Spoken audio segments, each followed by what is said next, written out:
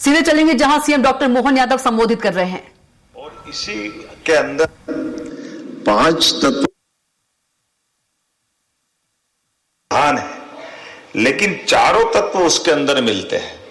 एक तत्व के अंदर चारों तत्व के, अर्थात जैसे पृथ्वी की बात कर लें तो पृथ्वी प्रधान हो गई, लेकिन पृथ्वी पे जल भी मिलेगा, पृथ्वी पे वायु भी मिलेगी, पृथ्वी पे अग्नि भी मिलेगी, और वो आकाश में स्वयं घूम रही, खेल रही आकाश में, तो आकाश उसके चारों तरफ है। तो एक तत्व प्रधान, लेकिन चारों तत्व उसके आपने अपने आप में हमको ये जो पांचों तत्वों के पीछे की जो कल्पना पंच तत्वों से बना ये हमारा संसार,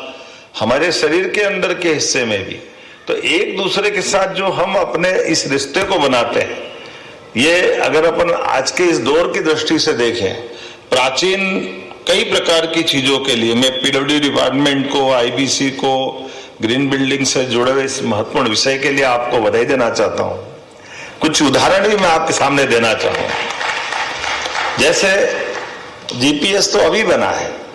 लेकिन कालगणना की नगरी, महाकाल की नगरी, समय का सेंटर, अब तो जीपीएस रखो, पृथ्वी अपने अक्ष पे 23.26 डिग्री झुकी हुई है, और ये झुकने वाला पॉइंट भी ये घूमता हुआ है। प्राचीन दृष्टि से देखा जाए तो वो हम मान सकते हैं कि पृथ्वी की शेषनाग पे ऊपर टिका हुआ है, तो वो जो विचलन करते हैं तो थोड़ा कंपायमान होता है। लेकिन अगर अपन इसको अपनी प्रत्यक्ष आंखों से देखें तो वो जो पॉइंट महाकाल के ऊपर पॉइंट था, वो आज खसक करके 32 किलोमीटर दूर एक ऑब्जर्वेटरी बनाई हमने साइंस टेक्नोलॉजी के साथ जुड़ करके। लेकिन ये साइंस टेक्नोलॉजी के साथ जुड़ करके ऑब्जर्वेटरी तो 2008 में बनाई, लेकिन इस पॉइंट की खोज करने के लिए ये हमारे 2 दिन बहुत महत्व के हैं, जिसके अपने यहाँ इस तरह से माना जाता है कि उत्तरायण से सूर्यनारायण की कक्षा बदलती, सूर्यनारायण उत्तरायण दक्षिणायन में जाते हैं, तो आज की दिशा में संक्रांति वो होती है, और संक्रांति में 21 जून और 22 दिसंबर ये 2 दिन होते हैं जहां सूर्य अपनी कक्षा बदलता है। और जो सूर्य कक्षा बदलता है तो वो अपनी आंखों से आपके सामने दिन के 12:27 पर सूर्य की छाया उस पॉइंट पे अपने आप में 0 होती है। जब मजाक में बोलते हैं कि ये ऐसा समय आया कि जो अपना साया भी साथ छोड़ देता है, वो अपने आंखों से दिखाई देता है, वो पॉइंट जिसको समय गणना का मुख्य केंद्र माना जाता है। लेकिन प्रकृति के तालमेल को भी हम देखते हैं। मैं सालों से वहां जाता रहा हूं, प्राधिकरण का अध्यक्ष था तब भी, टूरिज्म का भी, और अब तो आईआईटी हमारा इंदौर और आईआईएम और सारे लोग जुड़ करके बहुत अच्छे ढंग से हमारे सारे हायर एजुकेशन के लोगों ने वहां अपने रिसर्च सेंटर बनाए हैं। तो ये ऐसे कुछ चीजें, जैसे मैंने कहा कि ये पांचों तत्वों में जुड़ा हुआ दूसरा तत्व स्थापत्य की दृष्टि से तो हमने सेंटर पॉइंट बनाया, लेकिन उसी समय जाने क्या होगा कि 21 जून हो या 22 दिसंबर, परमात्मा की ऐसी लीला रहेगी कि उसी समय कुछ न कुछ बूंदे पानी की जरूर गिरेगी, और ऐसा होगा कि जिस समय सूर्य की छाया गायब होने वाली, तो ऐसा लगेगा घनघोर जून में बारिश हो रही है, बादल बिल्कुल घनघोर है, अब कहां से सूर्य दिखेगा, कहां छाया गायब होगी। पर जाने क्या होगा, भले 5 मिनट हो या 10 मिनट, अपने आप बादल छट जाएंगे और सूर्य बिल्कुल अपनी उस समय प्रकाश दिखाएगा। अब ये कुछ रहस्य जिसके बारे में भविष्य में रिसर्च होगी और मालूम पड़ता जाएगा कि ये वाकई जो रचनाओं के साथ परमात्मा ने क्या क्या किया है। लेकिन अगर आज के दौर की दृष्टि से भी देखें तो सच में मुझे भोपाल में तो मजा आया राजा भोज के साथ जोड़ करके ये ग्रीन बिल्डिंग के कंसेप्ट पे चलते हुए। लेकिन ये अगर हम मांडव में भी करें आज से 2 महीने बाद, तो मांडव वाकई अद्भुत स्थान है, जो जल का प्रॉपर प्रबंधन करते हुए अपने एक तालाब ऊपर है, उसके ऊपर नीचे से ला करके वो लगभग 1000 साल पूरी रचना का इतना सुंदर प्रबंधन किया गया कि दूसरी मंजिल पर भी आराम से ठंडा करने के लिए पानी की शीतलता के बलबूते पर, उस बिल्डिंग के बलबूते पर आप अपना पुराना स्थापत्य का उत्कृष्ट उदाहरण देख सकते हैं। जब ग्रीन बिल्डिंग की बात करते तो ऐसी बहुत सारी चीजें, अगर अपन,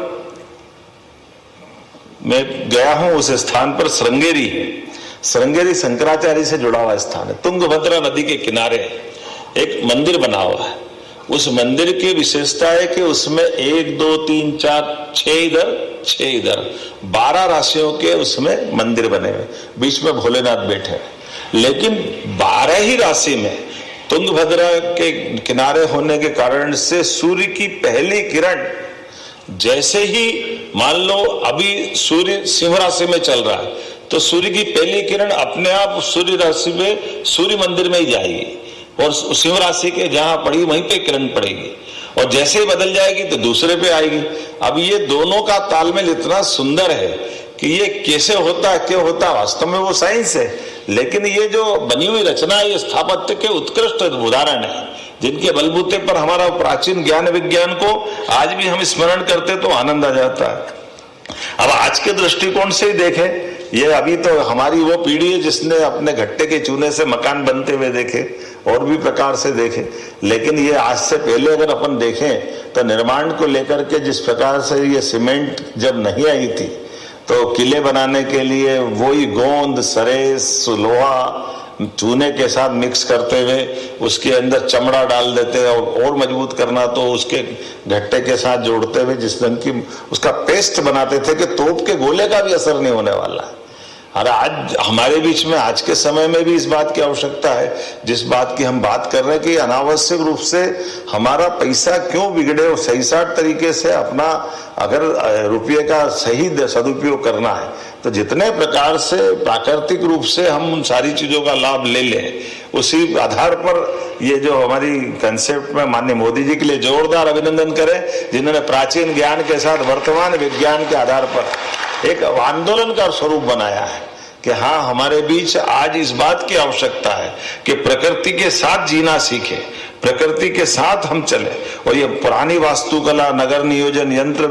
अपन तो वो सारी हड़प्पा और मोहनजोदड़ो की सारी हमारी नगर नियोजन की रचनाएं आंखों से दिखाई देती, जिस आधार पर हम अपने प्राचीन विज्ञान को उस तरह से देखते हैं। ये मैं भोपाल तालाब का ही बताता हूँ कि भोपाल तालाब का आपने साथ उदाहरण भी दिया है कि तालाब अगर बने तो तालाब की मुख्य धारा को क्यों बंद करें,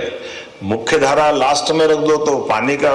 रिस्टोर भी हो जाएगा, और डिस्चार्ज बहुत बारीक कोलार की तरफ का छोटा सा डिस्चार्ज है, जिसमें हमारे लिए नगर में आज लगभग 1000 साल बाद भी भोपाल की बस्ती को कोई खतरा नहीं, क्योंकि वो जो मुख्य अभी तक डैम बनाने की टेक्नोलॉजी बिल्कुल मुख्य धारा पे ला करके बंद करने की, जब मुख्य धारा का डैम डैमेज होगा तो वो पानी बहा के ले जाएगा तो नीचे के डाउन स्ट्रीम में कितने लोग मरेंगे, क्या क्या होगा। मोरवीक से लगाकर कितने सारे अपन ने डैम के उदाहरण देखे हैं, लेकिन ऐसी टेक्नोलॉजी इसमें कभी खतरा है ही नहीं, क्योंकि ये बाकी चट्टान है,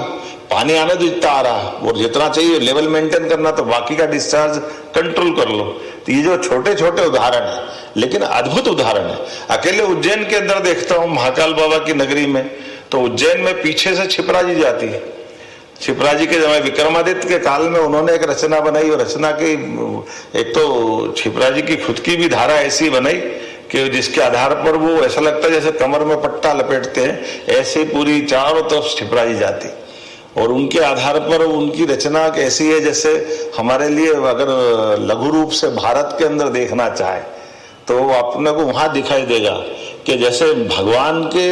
मंदिर, देवी देवता भी जिस दिशा में धारा नदी की बह रही है, वो उनकी मर्जी से उस स्थान पे बैठने के लिए उनने स्थान उपलब्ध कराया। जैसे पूरब की दिशा से गंगा जी जाती, तो हम सब जानते हैं कि बंगाल से आगे जाओ तो सब तो तांत्रिक पूजाएं होती, तो काली माता का मंदिर और इस प्रकार के जो आनंद है, बलि प्रथा से लेकर कई सारी चीजें, मैं उस पर बोलना थोड़ा सा संकट में रहेगा, लेकिन फिर भी हम सब जानते हैं कि वो असम से लेकर ऊपर,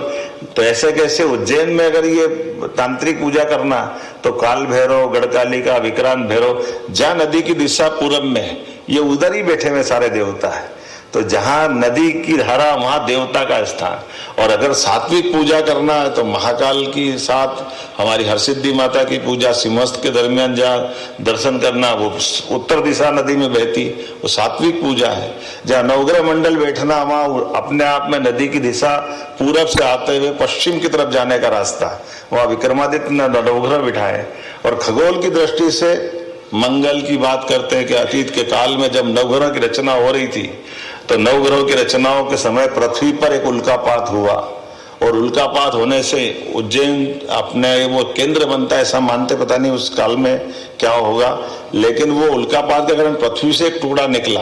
और आगे जाकर वो मंगल बना, इसलिए पृथ्वी का पुत्र भी मंगल कहलाता है। इसलिए मंगल से जुड़े हुए सारे घटनाक्रम को लेकर वहां नदी की धारा पलटती है, वो वहां स्थान ध्यान में आता है जहां हमारी दिशा एक तरह से पूरब से एकदम उत्तर की तरफ नदी घूम जाती है। तो एक एक करके ऐसे सारे चीजों के साथ हमारे लिए ये सब बातों पे बात करने के साथ साथ आज का समय तो इसी बात का है कि हमारे साथ सरकार का पैसा भी सदुपयोग की तरह लगे, उसका हमारे स्वास्थ्य के लिए भी उपयोगी हो, राष्ट्र के लिए भी हो। और खासकर ग्रीन बिल्डिंग कंसेप्ट को लेकर के जब मैं पिछली बार आया था तो मुझे बहुत अच्छा लगा। हमने कहा वाकई इसको जहां भी बिल्डिंग बनेगी इस कंसेप्ट को लेकर चलने की जरूरत है। मध्य प्रदेश उसमें आगे बढ़ा है। मैं बधाई देना चाहता हूं पीडब्ल्यूडी मंत्रालय को और माननीय मंत्री जी को जिन्होंने इस बात को लेकर आगे। सच में हमारे यहाँ तो बहुत सारी बातें कह सकते हैं, लेकिन ग्रीन बिल्डिंग डिजाइन, ऊर्जा दक्षता, जल संरक्षण, सतत निर्माण सामग्री, स्मार्ट अर्बन प्लानिंग, पर्यावरण अनुकूल इंफ्रास्ट्रक्चर, ऐसे कई विषयों को लेकर आप लोग चर्चा करने वाले हैं। ग्लोबल वार्मिंग और अलार्मिंग तो हो ही चुकी, इसके बारे में बात आई गई है कि वर्तमान के दौर में अब हमको समझ में नहीं आता है, अब कितना अटपटा भी लगता और ऐसा भी लगता है। भरपूर आम का सीजन, मैं खुद भी बंगले में देख रहा, इतने बढ़िया आम लगे थे कि वाह आनंद आएगा, और जो आंधी तूफान आया कि सब झड़ करके नीचे पड़ गए। अब ये किसी के मन पे, जिनकी फसल होगी किसान की, उसके मन पे क्या बीतेगी। पूरे साल की एक फसल होती है आम की, और ऐसे में आम तो फिर हर दूसरे साल गैप करता है, मतलब आमतौर पर। तो जिसके साथ में ऐसी बीतती है, तो ये ग्लोबल अलार्मिंग जो हो रही है, ये वास्तव में किसान के लिए भी, समाज के लिए भी, सरकार के लिए भी, और आमतौर पे सभी के लिए, पर्यावरण के लिए भी चुनौती का विषय है। हमारे यहाँ मौसम के साथ ऋतुओं का जो आनंद है, हर ऋतु का अपना एक मजा है। ऐसे में हम सब वो याद करें पुराने समय में वो कुएं बावड़ी के अंदर, उसके आधार पर ही हमारा बावड़ी के अंदर कई कितनी सुंदर रचना बनी रहती थी, जिस बावड़ी के बलबूते पर अपने पिछले समय हमने जबलपुर में भी वैसे हमने एक प्रयास किया है कि सरकार की बाकी सारे कामों के साथ साथ जल रचनाओं पे भी हर साल आग्रह के साथ काम करें। इसलिए गुड़ी पड़वा से लेकर के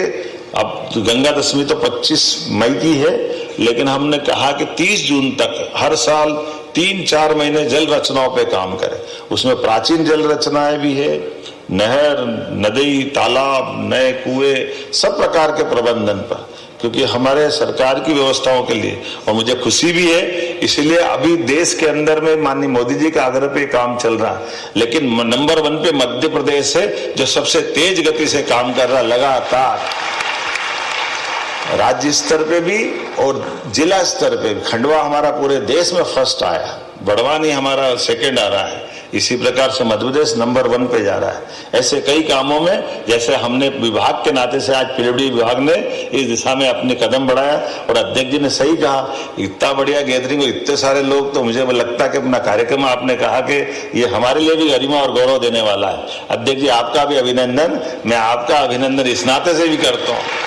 आप त्रिपुरा की देवी, त्रिपुरा सुंदरी के स्थान से आए हैं, और हमारे लिए सौभाग्य की बात है। ये अलग बात है कि अगरबत्ती आप ही की देन है, अगरतला से अगरबत्ती शुरू हुई थी, हमको मालूम ही नहीं पड़ा, देखो कहाँ से क्या क्या हो जाता। तो आज के इस अवसर पर मेरी अपनी ओर से आप सबका अभिनंदन, बहुत बहुत धन्यवाद।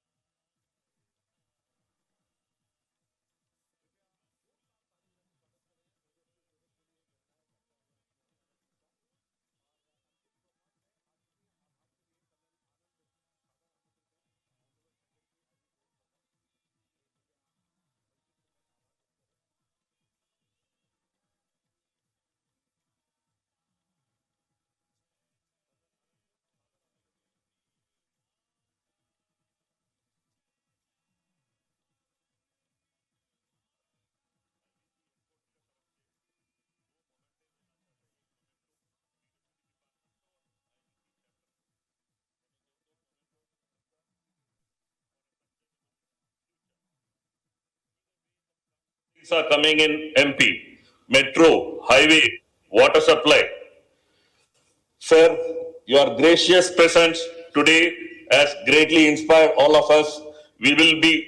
developing our IBC active. छोटी बात के लिए भी, क्योंकि दुनिया का सबसे बड़ा आबादी के मामले में देश हुआ है, ऐसे में इस प्रकार के नए प्रकार का आदत डालना ये बहुत अच्छा रहेगा।